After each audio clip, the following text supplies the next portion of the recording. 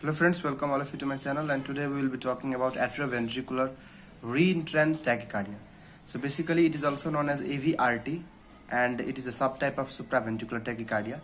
Supraventricular tachycardia means tachycardia originates above the level of bundle of His.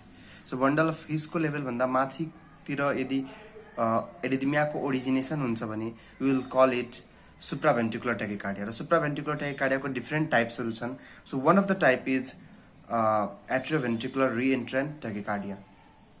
Now the types of the atrioventricular reentrant tachycardia, basically it is two type, orthodromic type and antidromic type. So दुई किसिमको हुन्छ, orthodromic and antidromic and orthodromic, and antidromic type is also known as Wolff-Parkinson-White syndrome, that is WPW syndrome.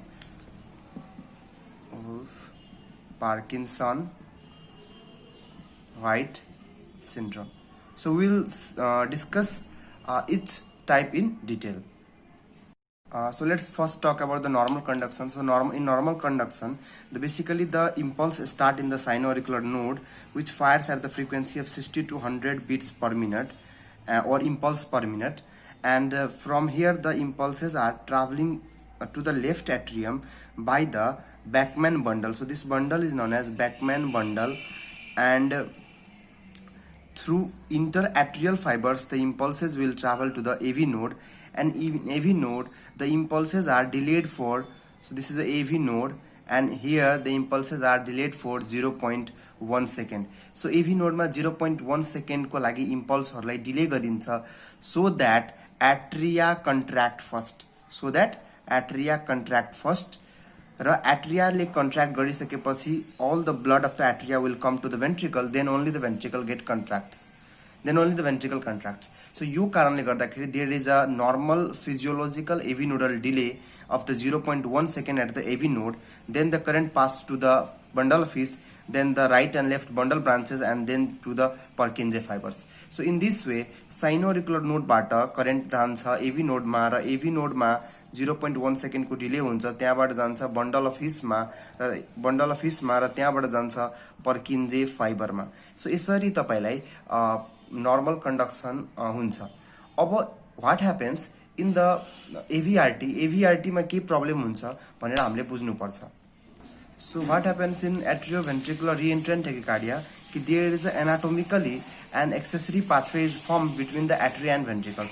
So let's suppose this is a atria and this is a ventricle.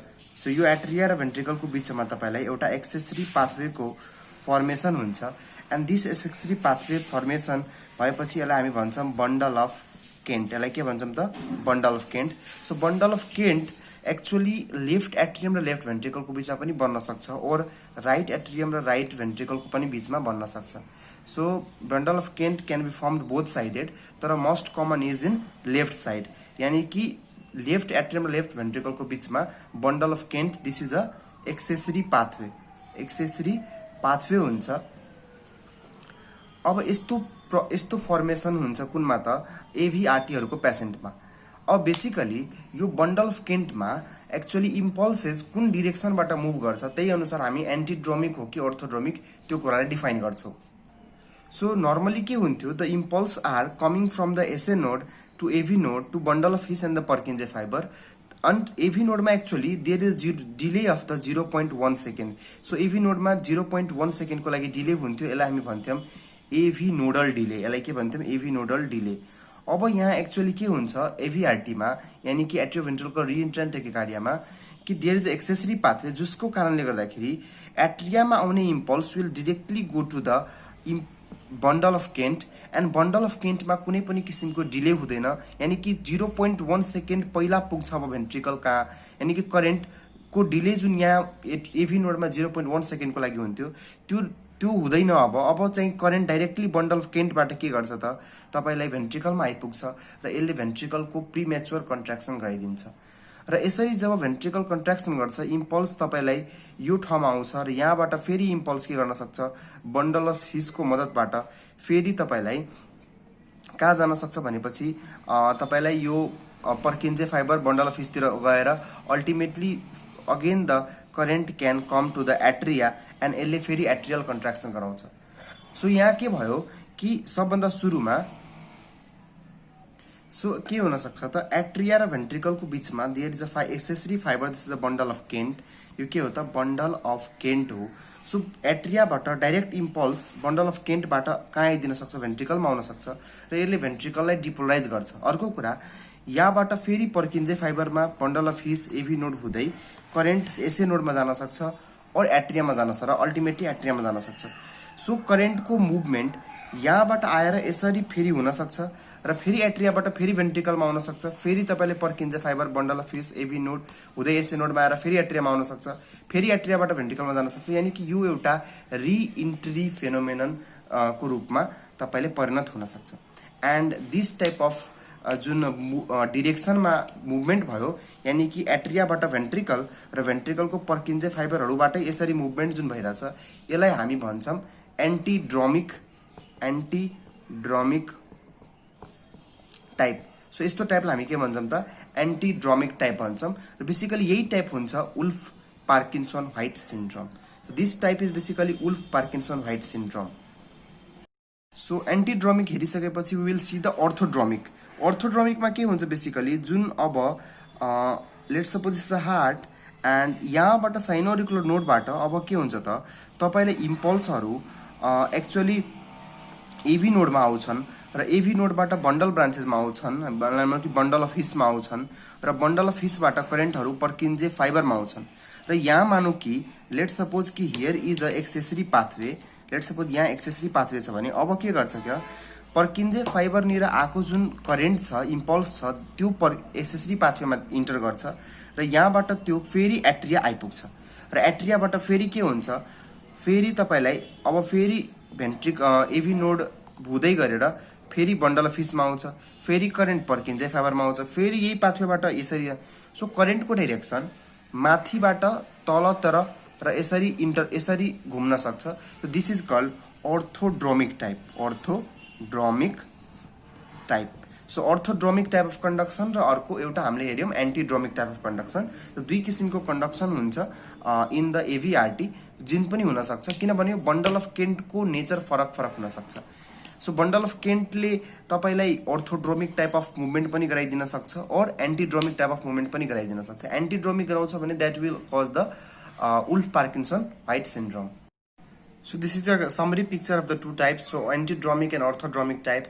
Antidromic type मा हेर्नुस् त SA नोडबाट इम्पल्सहरू basically एभी node आउनु पर्ने, bundle of his आउनु पर्ने हो। तर के हुन्छ त यो केसमा एसए नोडबाट इम्पल्सहरू डाइरेक्टली आइपुग्छन् त कतातिर भनेपछि भेन्ट्रिकलमा आइपुग्छन्। एभी नोडको डिले यहाँ 0.1 सेकेन्डको भइ नै रहन्छ, तबसम्म इम्पल्स भेन्ट्रिकलमा आइपुग्छन् र यसरी भेन्ट्रिकल डिपोलराइज गरिसकेपछि फेरि यो इम्पल्सहरू बन्डल अफ हिस हुँदै गरेर एभी नोड भएर माथि एट्रियातर्फ जान्छन् र फेरि यो इन्टर गर्छ कतातिर त एसए नोड, यानी कि एसए नोडकै पाथवे भयो, यानी कि एक्सेसरी पाथवेमै इन्टर गरेर फेरि भेन्ट्रिकलमा आउँछन् र यसरी एउटा माथिबाट तलतिरमा यसरी a kind of reentry circuit establish हुन्छ।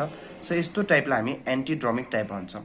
अर्को केस अर्थोड्रोमिक टाइपमा के हुन्छ त एसए नोडबाट इम्पल्स नर्मली एभी नोडमा आउँछ, एभी नोडबाट बन्डल अफ हिसमा आउँछ र बन्डल अफ हिसबाट डाइरेक्टली के हुन्छ त impulse will travel to the bundle of Kent, यानी कि इम्पल्स त्यही अघि आएको इम्पल्स बन्डल अफ केन्टमा ट्राभल गर्छ र बन्डल अफ केन्टमा ट्राभल गरेर अल्टिमेटली फेरि एट्रिया पुग्छ हैन।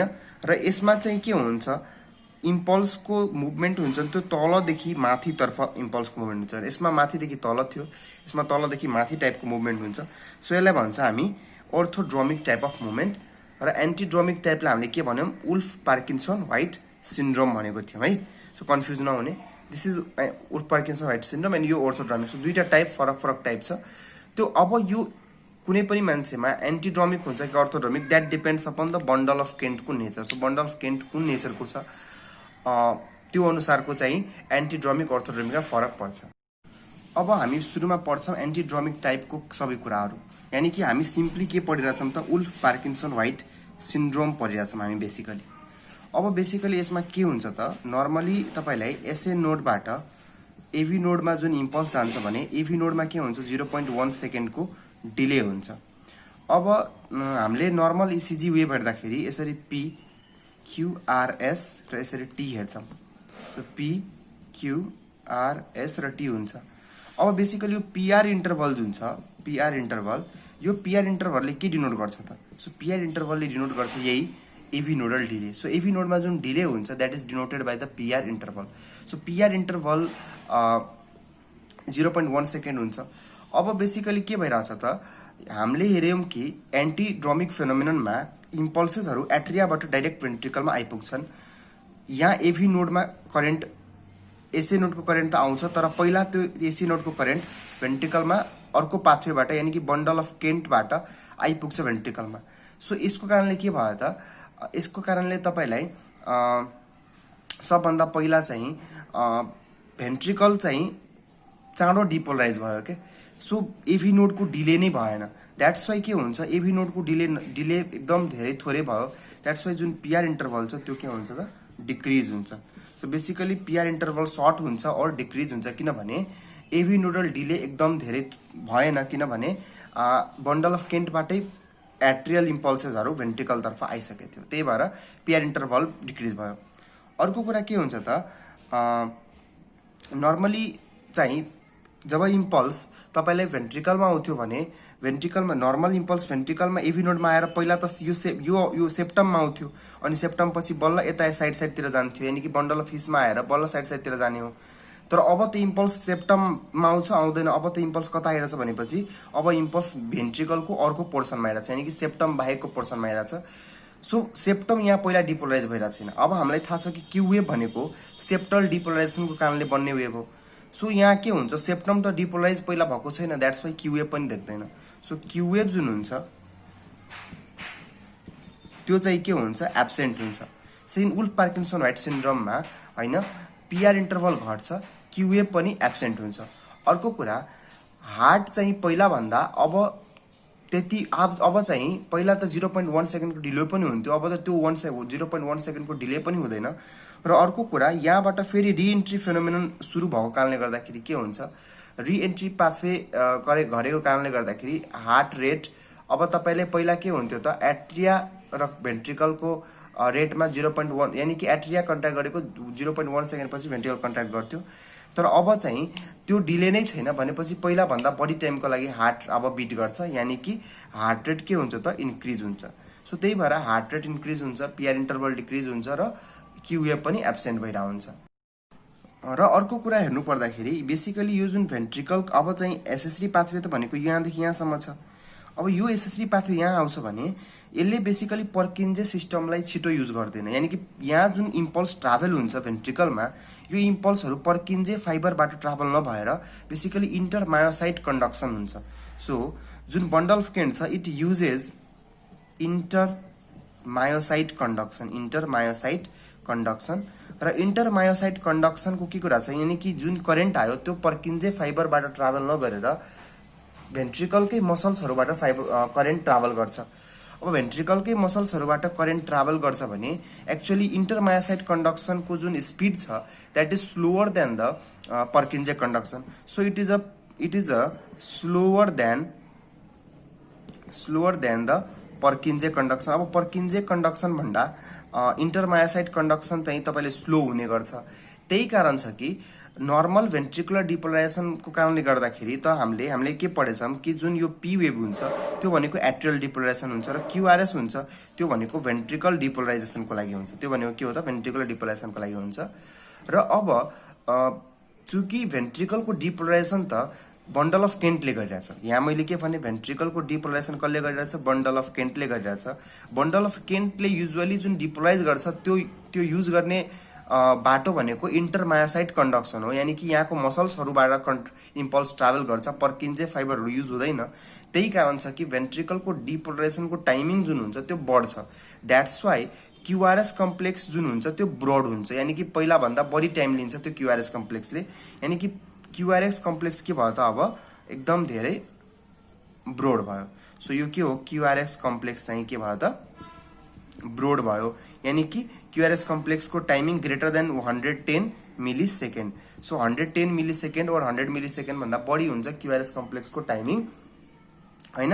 र त्यो हुनु भनेको के हो त, त्यो किन भइरहेछ, किनभने इन्टरमायोसाइट कन्डक्सन भएको कारणले गर्दाखेरि। पर्किन्जे कन्डक्सन भएको भए त त्यो नर्मल आउँथ्यो, तर पर्किन्जे कन्डक्सन सिस्टम त युज भएकै छैन, इन्टरमायोसाइट कन्डक्सन युज भएको छ। द्याट्स वाइ के भएको त, क्युआरएस कम्प्लेक्स ब्रड भएको छ। ECG findings in the summary, the ECG findings are basically the heart rate increase हुन्छ र हार्ट रेट इन्क्रिज हुने बित्तिकै एउटा कुरा के याद राख्नुहोस् कि PR इन्टरभल जुन हुन्छ त्यो तपाईलाई डिक्रिज हुन्छ, PR इन्टरभल डिक्रिज हुन्छ। र अर्को कुरा यहाँ मैले के भने थिएँ त, हार्ट रेट इन्क्रिज हुने बित्तिकै तपाईलाई RR इन्टरभल जुन हुन्छ त्यो सर्टेन हुन्छ। RR इन्टरभल के हुन्छ, सर्टेन हुन्छ, यानी कि छोटो भइदिन्छ। PR इन्टरभल पनि घट्छ। अर्को हामीले के भन्यौं कि बेसिकली क्युआरएस कम्प्लेक्स के हुन्छ त, ब्रोड भइहाल्छ। हामीले कारण भनिसकेछौँ किन ब्रोड भयो। अर्को कुरा हामीले के देख्यौं कि क्यू वेभ जुन हुन्छ त्यो चाहिँ एब्सेन्ट भएको हुन्छ। र अर्को पोइन्ट हामीले के हेर्यौं कि सो यति पोइन्ट हामीले हेर्यौं, PR इन्टरभल सर्ट हुन्छ, हार्ट रेट बढ्छ, क्युआरएस कम्प्लेक्स ब्रोड हुन्छ, क्यू वेभ चाहिँ एब्सेन्ट हुन्छ। र एक्स्ट्रा कुरा एउटा हामीले के हेर्छौं कि डेल्टा वेभ प्रेजेन्ट हुन्छ, डेल्टा वेभ चाहिँ प्रेजेन्ट हुन्छ। सो यसलाई हामी फिगरबाट अब सबै कुरा हेर्छौं। So this is a ECG। So normal, so फर्स्टमा मैले तपाईलाई देखाएको छु नर्मल ECG, जहाँ चाहिँ P, QRS र T देखाएको छु मैले। अब यो चाहिँ तपाईलाई ECG of the Wolff Parkinson White syndrome छ। यसमा तपाईँ हेर्नुहोस्, P देखिरहेछ, तपाईलाई QR इन्टरभल एकदम थोरै और नेग्लिजिबल, यानी एब्सेन्ट पनि देख्न सक्छ। Q देखिरहेको छैन, यानी Q एब्सेन्ट छ। अर्को कुरा हामीले के हेरिरहेछौँ कि एउटा स्टार्टिङमा एउटा तपाईलाई हल्का स्लरिङ छ वेभको, this is basically delta wave. यस्तो किन हुन्छ कि जुन तपाईलाई बन्डल अफ केन्ट छ, त्यो बन्डल अफ केन्टले एक्चुअली भेन्ट्रिकललाई डिपोलराइज गर्ने बेला त्यसले उसको आफ्नो एउटा नेचर हुन्छ, उसलाई एड्याप्ट गर्न एकछिन उसको आफ्नो नेचरको कारणले गर्दाखेरि उसलाई एड्याप्ट गर्न त्यो एरियामा टाइम लाग्छ। त्यही भएर उसको कारणले सुरुमा चाहिँ डेल्टा वेभ निस्किन्छ र उसले युज गर्छ intermyocyte conduction. That's why the QRS complex broad. The reason is intermyocyte conduction. And जहाँ पनि इन्टरमायोसाइट कन्डक्सन भन्छु त्यहाँ चाहिँ क्युआरएस कम्प्लेक्स ब्रोड हुन्छ र PR इन्टरभल घटेको छ। र RR इन्टरभल, यहाँ अर्को आर मैले देखाउँदाखेरि म देखाउँछु कि RR इन्टरभल नर्मल भन्दा चाहिँ कम हुन्छ। ठिक छ। These are the ECG changes in the Wolff Parkinson White syndrome. Now let's talk few point about orthodromic type. Orthodromic टाइपमा हामीले के भन्यौं कि SA नोडबाट इम्पल्सहरू पहिला AV नोडमै आउँछन् र AV नोडबाट बन्डल अफ हिस हुँदै पर्किन्जे फाइबर हुँदै it will ultimately goes by bundle of Kent. Bundle of केन्टबाट अल्टिमेटली तपाईले फेरि इम्पल्स कहाँ पुग्छ त, SA नोडमा पुग्छ र यसै गरी फेरि यही फेनोमेना रिभर्स हुन्छ, यानी कि यसै गरी यो चक्र घुम्छ। अब मैले के भने कि नर्मली के हुन्छ त, नर्मल पाथवे पनि त यस्तै हो, SA नोडबाट AV node bundle of His Purkinje fiber हुँदै आउने। चूँकि यहाँ तपाईलाई पर्किन्जे फाइबरबाटै तपाईलाई एक्चुअली भेन्ट्रिकलहरू के भइरहेछ त, डिपोलराइज भइरहेछ। द्याट्स वाइ पर्किन्जे फाइबरबाटै डिपोलराइज भइरहेछ। द्याट्स वाइ के हुन्छ त, क्युआरएस कम्प्लेक्स जुन हुन्छ त्यो न्यारो भइदिन्छ। अब हेर्नुहोस् त, यदि उसले इन्टरमायोसाइट कन्डक्सन हो, एन्टिड्रोमिकमा इन्टरमायोसाइट कन्डक्सन हुन्छ, त्यसको कारणले गर्दाखेरि क्युआरएस कम्प्लेक्स ब्रड हुन्छ। तर यहाँ पर्किन्जे फाइबर नै युज भइरहेछ। That's why the QRS complex जुन छ त्यो न्यारो हुन्छ, किनभने Purkinje system is somehow faster system. So पर्किन्जेको कन्डक्सन जुन छ that is faster than intermyocyte conduction. So intermyocyte conduction भन्दा फास्ट भएको कारणले गर्दाखेरि यसको चाहिँ क्युआरएस कम्प्लेक्स न्यारो बन्छ तपाईलाई। चूँकि अर्थोड्रोमिक टाइप हामीलाई त्यति डिटेलमा चाहिँदैन, त्यही भएर हामीले त्यसको धेरै कुरा पढ्दैनौँ। हामी बेसिकली एन्टिड्रोमिक टाइप यानी वुल्फ पार्किन्सन व्हाइट सिन्ड्रोमकै बढी कुरा डिटेलमा पढ्छौँ। अब हामीले के हेर्यौं कि वुल्फ पार्किन्सन व्हाइट सिन्ड्रोमको हामी अब क्लिनिकल फिचर्सको कुरा गर्दैछौँ। So basically Wolff Parkinson White सिन्ड्रोममा हामीले के हेर्यौं कि बेसिकली साइनोअरिकुलर नोडबाट इम्पल्सहरू डाइरेक्टली गइदिन्थ्यो भेन्ट्रिकलमा र यसले गर्दाखेरि भेन्ट्रिकलको के हुन्थ्यो त, अर्ली कन्ट्राक्सन हुन्थ्यो। भेन्ट्रिकल के भइरहेछ त, अर्ली कन्ट्राक्सन हुन्छ। अब भेन्ट्रिकल टाइमभन्दा पहिला कन्ट्राक्ट गर्नु भनेको के भयो कि भेन्ट्रिकलको फिलिङ भएको छैन र कन्ट्राक्सन भइसक्यो, यानी कि भेन्ट्रिकल्स अन्डर फिल्ड छ। So under field ventricles are contracting, यानी कि भेन्ट्रिकल राम्ररी फिल भइ छैन र त्यति बेला के भइरहेछ भेन्ट्रिकल कन्ट्र्याक्ट भइरहेछ त्यति बेला के हुन्छ अन्डर फिल भेन्ट्रिकल कन्ट्र्याक्ट गऱ्यो भने के हुन्छ त यानी कि भेन्ट्रिकल त्यसपछि कार्डियक आउटपुट घट्छ र कार्डियक आउटपुट घट्यो भने तपाईले के हुन्छ बीपी पनि घट्छ सो मान्छेलाई कार्डियक आउटपुट घट्छ बीपी घट्छ तर तपाईलाई अल्टिमेटली हार्ट रेट चाहिँ के भइरहेछ त बढिरहेछ सो यहाँ पनि यही कन्डिसन आउँछ कि कार्डियक आउटपुट बीपी घट्छ तर हार्ट रेट बढ्छ सो मान्छेलाई हार्ट रेट बढेको कारणले गर्दाखेरि person will have the palpitation अर्को कुरा पर्सनको कार्डियक आउटपुट बीपी घटिरहेछ that's why the person will have the syncopal attack यानी कि मान्छेलाई सिन्कोप एट्याकहरू आउन सक्छ यानी कि मान्छे टाइममा फेन्ट हुने बेहोसी हुने हुन सक्छ हैन सो पेशेन्टले तपाईलाई इजिली थाकिने